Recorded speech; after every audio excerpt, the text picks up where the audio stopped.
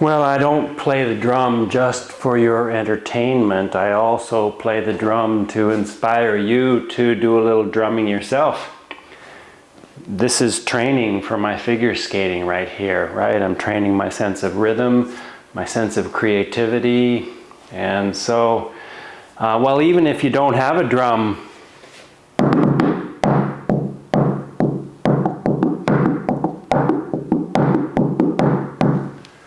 you can practice your sense of rhythm in various different ways, and it's going to help your figure skating. Many figure skaters out there, I notice when I watch, competitions and skaters run through their program, they don't have as good a sense of rhythm as they could. They're not as musical, they're not dancing their programs as best they could, and so we can all benefit from finding some way to bring some music into your life, and drumming is a very good way of improving your sense of rhythm.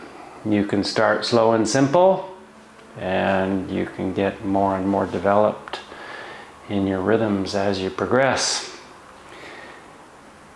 Yeah, it's a lovely day today. The moves news, the moves news, the moves news. What is in the news today? Well, it's a lovely day. The weather report is it's good today, and that in itself is not very important. But there's two things that I did today that I haven't really done so much in quite a while because of the nice weather and because it's a holiday here in Japan. So the skating rinks are very, very busy. So I decided to sort of just not go skating today, and so I went to the park and I went for a run in the sun, and there's two things good about that, at least two things good about that.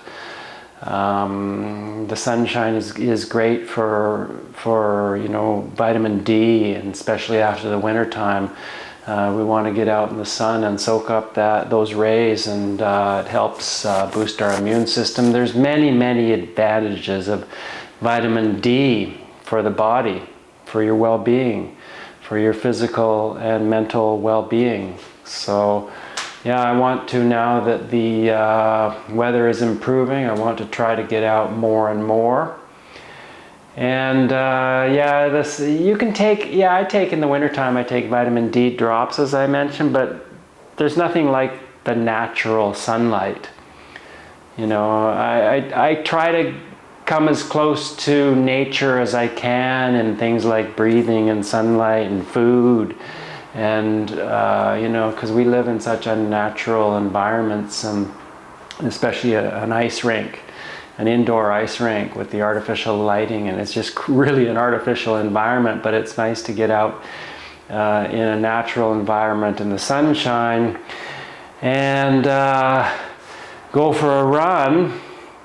Yeah, and I ran across some of the rocks that I showed in a previous video, maybe at least a year ago or so, along the beach. There's some rocks that I ran along today, which is very good for the mental.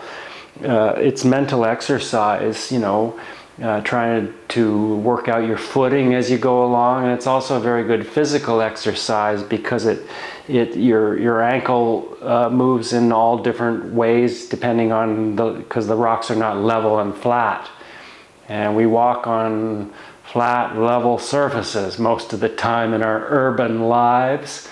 So that was a good thing. And then I haven't been running for a while. I used to run a 10K run five times a week or so. I used to run around the Deer Lake and Beaver Lake. Am I remembering that right? It doesn't sound right. In Victoria, there's a 10-kilometer run around two connected lakes.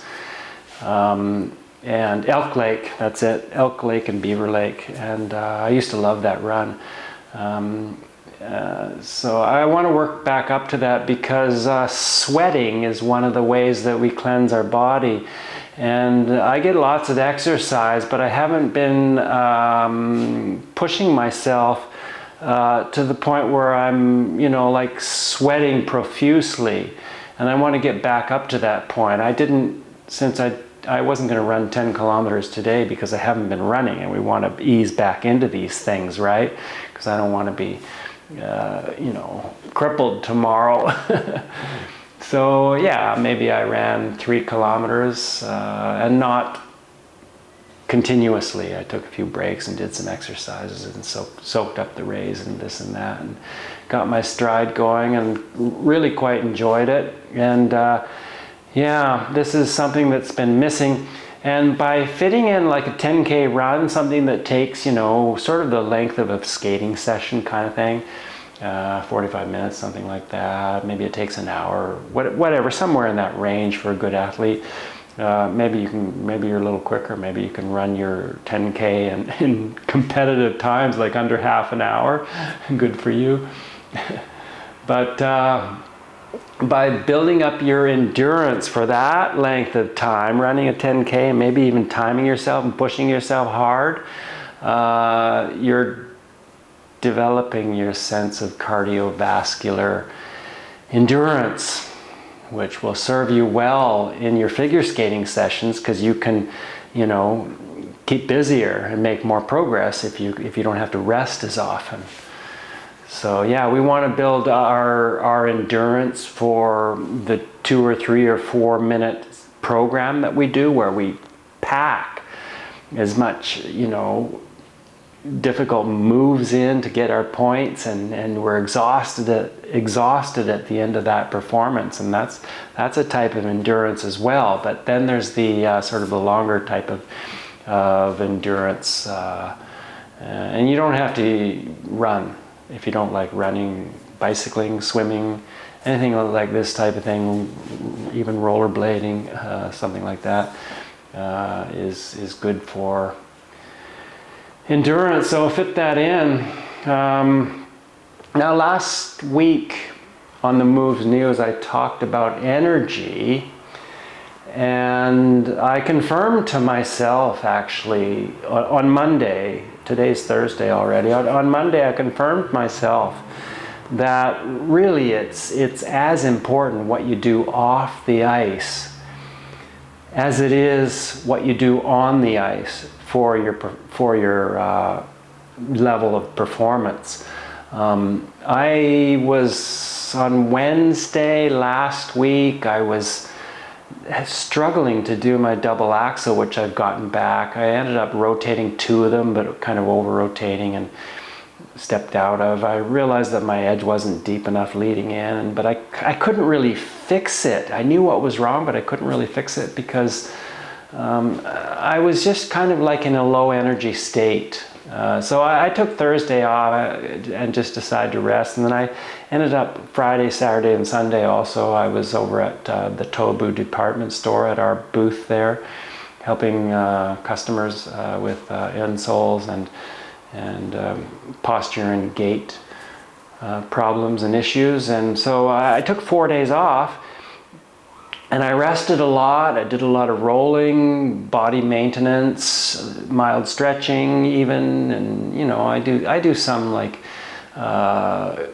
crunches and push-ups and a few different exercises for my for strength training as well. But I didn't really. I just kind of took it kind of easy compared to my usual days. I took 4 days off the rink, off from going to the rink, and on Monday, I felt really, really good. And even though I hadn't practiced my skills for 4 days, I went on the ice and I did, 4 double axels, and 2 of them, especially the last one I did, was the best I've done in months and months, if not years. And well, actually my double axel is better now than it's ever been, kind of thing, when I land it, because I've been working on my technique over the months and years, and it's getting better and better and better.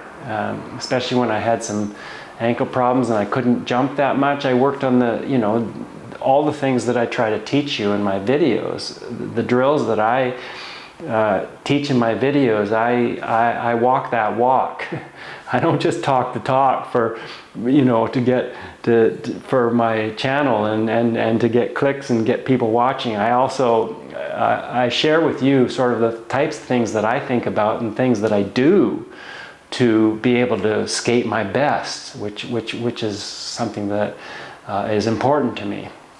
Yeah, so I was really quite gratified to be able to go out and apply the warm-up technique that I believed in and that I'd refreshed in my mind by making the video about the energetics. I warmed up fully, but I didn't tire myself out. I managed my warm-up really well, so I was feeling at my best, and ended up doing 4 quite nice double axles. Actually, the first one wasn't quite nice. It was just like the one that I did the last Wednesday. And do you find this like, okay, yeah, I was in a better state, but you do have a little bit of a memory of the last time you did a particular jump. It tends to be, if you come back and you haven't done it for a while, you tend to kind of pick up where you left off, even though I was in a higher energy state. And so the first one was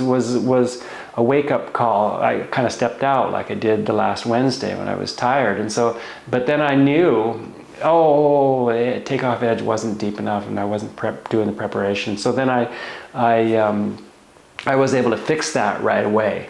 And then I did 3 very nice double axles after that, and setting my sights now on maybe before too long getting my triple Salchow back, and there's no reason why I shouldn't be able to do a triple toe loop eventually. The future's hard to predict, but we'll see. Yeah, what else do I have in the news this week? Oh, congratulations, Paul.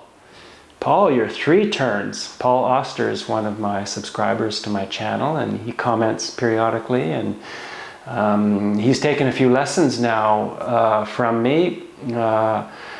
We use video lessons, so I'm just here in my studio and I'm watching. He just puts his cell phone at the side of the boards and films himself in a certain section of the RINK and shows me things, and I make comments on them, and then he can go just like a typical type of lesson, type of scenario, only I'm not right there in Denmark with him. But Paul, congratulations, your 3 turns were so much better after your lesson. After your first lesson, when we worked on your 3 turns, and I gave you several tips how to make them better, and they were just like so much better. Smooth, nice positions, just beautiful. So yeah, well done. And yeah, we're struggling with the brackets. I'm trying to get Paul to get his brackets a little bit better. They are difficult turns. So we worked on the last lesson a little bit on the brackets. He can already do pretty good brackets. What is it on the outside bracket? Not bad, but the inside brackets he's kind of struggling with. I gave him a few tips, and good luck with that, Paul. I'll see you again soon. We'll see how you're doing. Yeah, so anybody that wants to take a lesson from me, because yeah, you can learn a lot just from the information that I share on my channel here, either on the ice or here in the studio.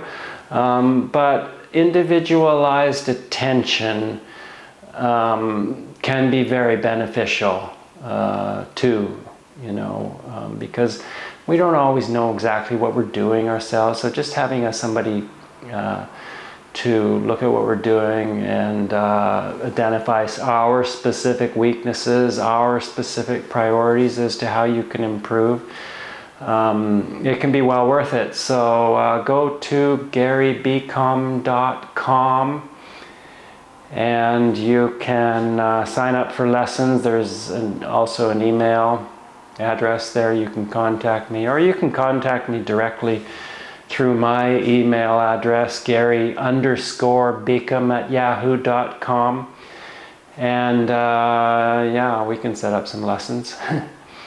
Or you can come and visit me in Tokyo. I've got somebody visiting me next week here in Tokyo, and she wants to learn some figures, so we're going to spend some time doing figures.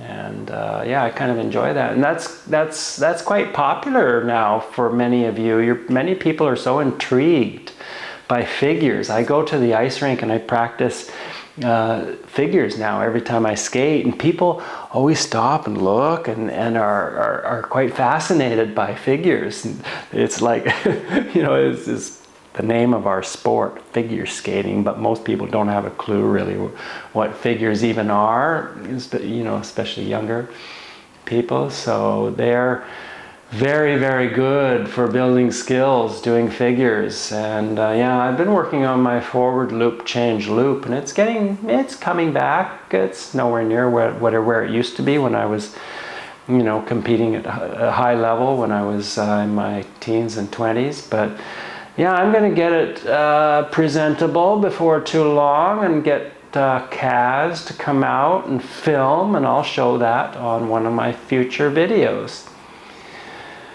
But I think that's all for the Moves News today, and I will look forward to seeing you in the future.